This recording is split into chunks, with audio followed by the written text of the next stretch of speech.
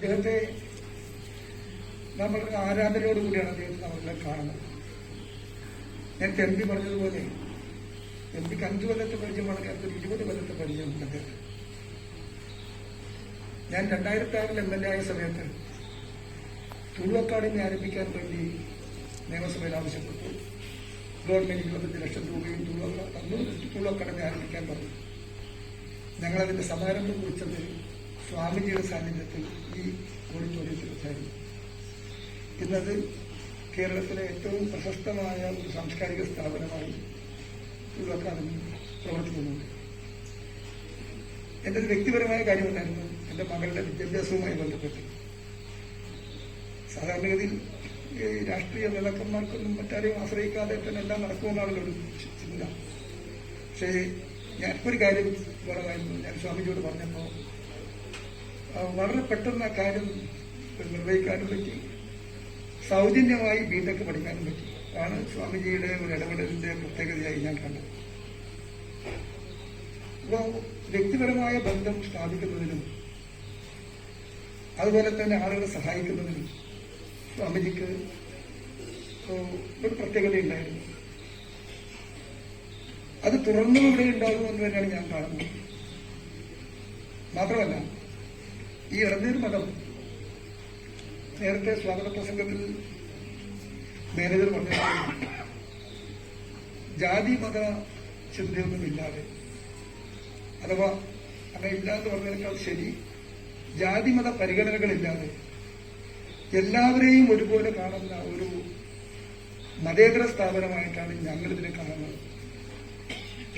അത് ഇടനീർ മഠത്തിന്റെ ഒരു പ്രത്യേകതയാണ്. പല മഠങ്ങളും അങ്ങനെ അല്ല.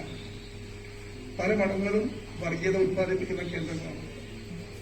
അത് ഞങ്ങൾക്ക് നന്നായിട്ട് അറിയാം. ഞങ്ങൾ അങ്ങനെ പിന്നെ ഇങ്ങനത്തെ വേദിയിൽ അവർ പറഞ്ഞൊരു പ്രശ്നം ഉണ്ടാക്കുന്നതിനോട് പറഞ്ഞില്ല. ഇടനീർ മഠത്തിന്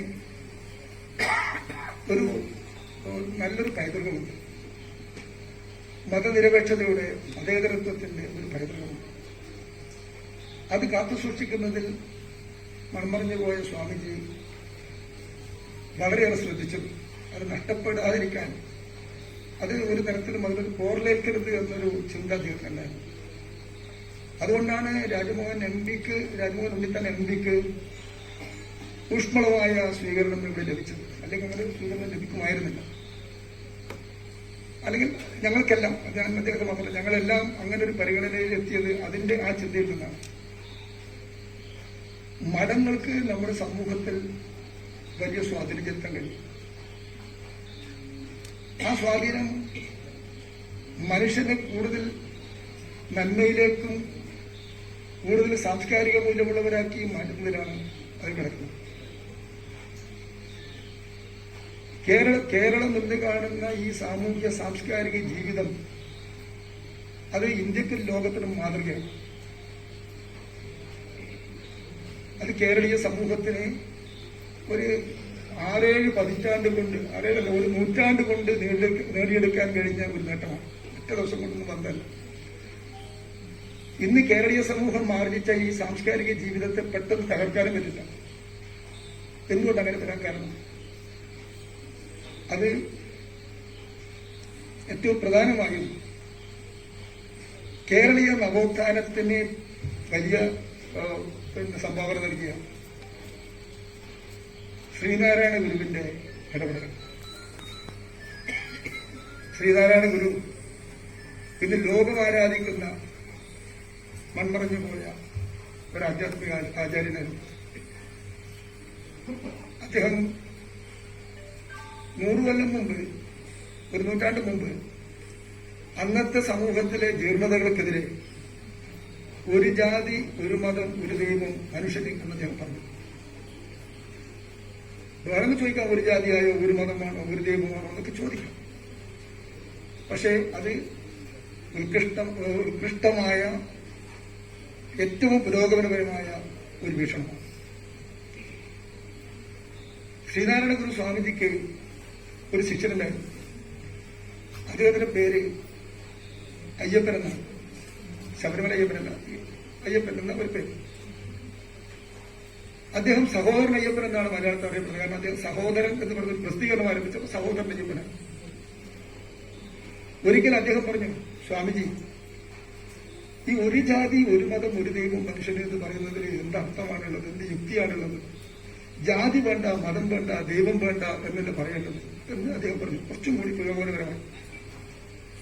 അപ്പൊ സ്വാമിജി പറഞ്ഞു, അയ്യപ്പ പറഞ്ഞത് ശരിയല്ലേ, പക്ഷെ നമ്മുടെ സമൂഹം അവിടത്തേക്ക് എത്തിയിട്ടില്ല അയ്യപ്പ, അത് പിന്നെ നോക്കാം എന്ന് പറഞ്ഞാൽ അദ്ദേഹത്തിന്റെ വീക്ഷണം എത്ര പുരോഗമനപരമായിരുന്നു എന്ന് 100 വർഷം മുമ്പ് ചിന്തിക്കുന്ന അദ്ദേഹത്തിന്റെ മനസ്സെവിടെ എത്തിയെന്ന് ആലോചിക്കാം.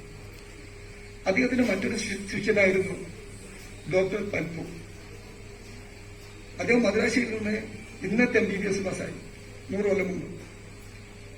പക്ഷേ കേരളത്തിൽ അദ്ദേഹത്തെ അന്നത്തെ സാമൂഹ്യ ആചാരങ്ങൾ ഡോക്ടറായി സേവനമനുഷ്ഠിക്കാൻ അനുവദിച്ചില്ല. അദ്ദേഹം നേരെ മൈസൂരിലേക്ക് പോയി, രാജാവിനെ കണ്ടു. അവിടെ അദ്ദേഹത്തിന് ഇടം കൊടുത്തു. അവിടെ അദ്ദേഹം ഡോക്ടറായി പ്രാക്ടീസ് ചെയ്തു. അപ്പോൾ ഒരു കാലത്തിന് പ്രത്യേകതയാണ്. അന്ന് ആ സാമൂഹ്യ തിന്മകൾക്കെതിരായി പൊരുതി എന്നതാണ് ശ്രീനാരായണ ഗുരുവിനെ കേരളീയ സമൂഹം നൽകുന്ന ഈ ആധ്യാത്മിക പരിവേഷവും. അതുപോലെ തന്നെ അദ്ദേഹം കേരളീയ നവോത്ഥാനത്തിന്റെ നായകനാണ് എന്ന് പറയുന്നു. ഇന്ന് അദ്ദേഹത്തിന്റെ മഠങ്ങളും ശിഷ്യഗണങ്ങളും എല്ലാം അത്ര പുരോഗമനപരമല്ലെങ്കിലും ഈ ആശയങ്ങൾ കൊണ്ടു നടക്കുന്നു എന്ന് നമ്മൾ കാണും. കേശവാനന്ദ ഭാരതിയെ സംബന്ധിച്ച് സ്വാമിജി, നമ്മൾ മൺമറഞ്ഞു പോയ സ്വാമിജിയെ കുറിച്ച് പറയുമ്പോൾ അദ്ദേഹം നേരത്തെ MP പറഞ്ഞതുപോലെ നിയമസംഹിതയ്ക്ക് വലിയ സംഭാവന ചെയ്തൊരു വ്യക്തിയാണ്. അദ്ദേഹത്തിന് കേസുണ്ടായിരുന്നു. കേരളത്തിൽ ആദ്യമായി വന്നൊരു നിയമം കേരള സംസ്ഥാനം രൂപീകരിക്കപ്പെട്ടതിന് ശേഷം ലാൻഡ് റിഫോം ആക്ടാണ്, ഭൂപരിഷ്കരണ നിയമം. ഈ ലാൻഡ് റിഫോം ആക്ട് അതിന് ചലഞ്ച് ചെയ്തു. എന്താ ലാൻഡ് റിഫോം ആക്ട്? ഒന്ന്, ഒരു വ്യക്തിക്ക്, ഒരു കുടുംബത്തിന് 15 ഏക്കർ ഭൂമി കൈവശം വെച്ചാൽ മതി, ബാക്കി സാലറി ചെയ്യണം. ഇതാ, അങ്ങനെ സാലറി ചെയ്യുന്ന ഭൂമി മിച്ചഭൂമിയാണ്, സർപ്ലസ് ലാൻഡാണ്. അത് ഭൂരഹിതരായ പാവങ്ങൾക്ക് കൊടുക്കണം. ഇതാണ് ആക്ടിന്റെ രത്ന ചുരുക്കം. അതിനെതിരായിട്ടാണ് കോടതിയിലേക്ക് പോകുന്നത്. പക്ഷേ ആ ആക്ടിൽ പറയുന്ന വ്യവസ്ഥകളെ കോടതി എവിടെയും ഒരു തരത്തിലും കോടതി അതിനെ ഇല്ലാതാക്കിയിട്ടില്ല. ആ നിയമം അങ്ങനെ തുടരാൻ അനുവദിച്ചു. പക്ഷേ ആ കേസ് നടത്തുമ്പോൾ പട്ടിവാരാണല്ലോ കേസ് നടത്തിയത്. ആ കേസിൽ സുപ്രധാനമായൊരു വിധി വന്നു. അതാണ് നേരത്തെ MP പറഞ്ഞത്. അത് നമ്മുടെ ഫണ്ടമെന്റൽ റൈറ്റ്സ് എന്ന് പറയുന്ന ഭരണഘടന ഒരു പൗരന് നൽകുന്ന അവകാശം, അത് ഇന്ത്യൻ പാർലമെന്റ് ഭേദഗതി ചെയ്യാൻ പാടില്ല. അല്ലെങ്കിൽ ഇന്ന് നമുക്ക് അനുവദിച്ച പല നിയമങ്ങളും ഭേദഗതി ചെയ്യുമായിരുന്നു.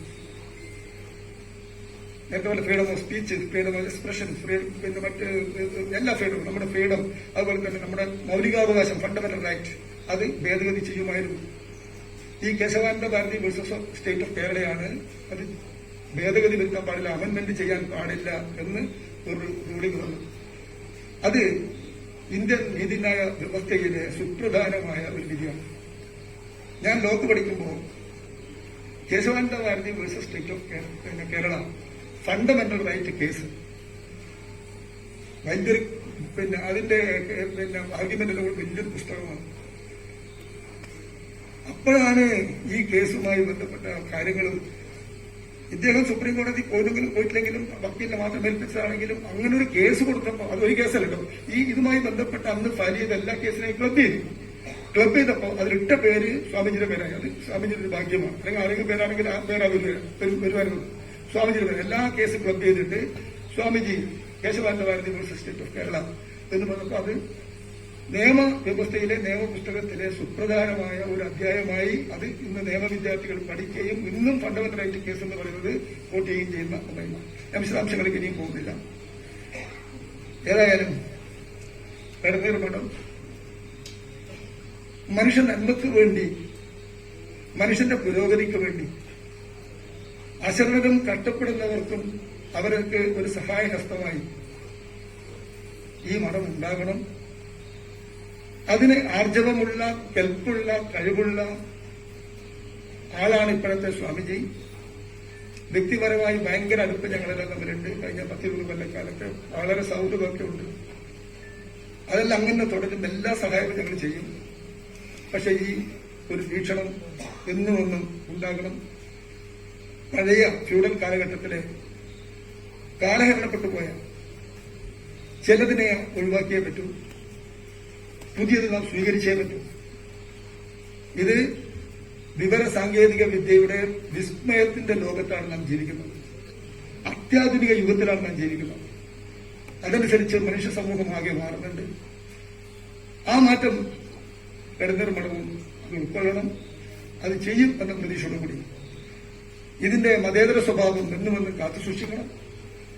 എല്ലാവർക്കും പ്രവേശിക്കാൻ കഴിയുന്ന, നേരത്തെ എംപിയുടെ വാക്കുകൾ കടമെടുത്താൽ ഒരു പോസിറ്റീവ് എനർജി ലഭിക്കാൻ ആർക്കും വരാൻ കഴിയുന്ന ഒരു സ്ഥാപനമായി ഇതെന്നുമെന്നും ഇവിടെ നിൽക്കണം എന്ന് മാത്രം ആഗ്രഹിച്ചുകൊണ്ട് നമ്മുടെ എല്ലാം ആദരണീയനായ സ്വാമിജി സച്ചിദാനന്ദ ഭാരതി അവരുടെ ചാതുർമാസത്തിന് എല്ലാവിധ ആശംസകളും നേർന്നുകൊണ്ട് ഞാൻ എന്റെ വാക്കുകൾ അവസാനിപ്പിക്കുന്നു.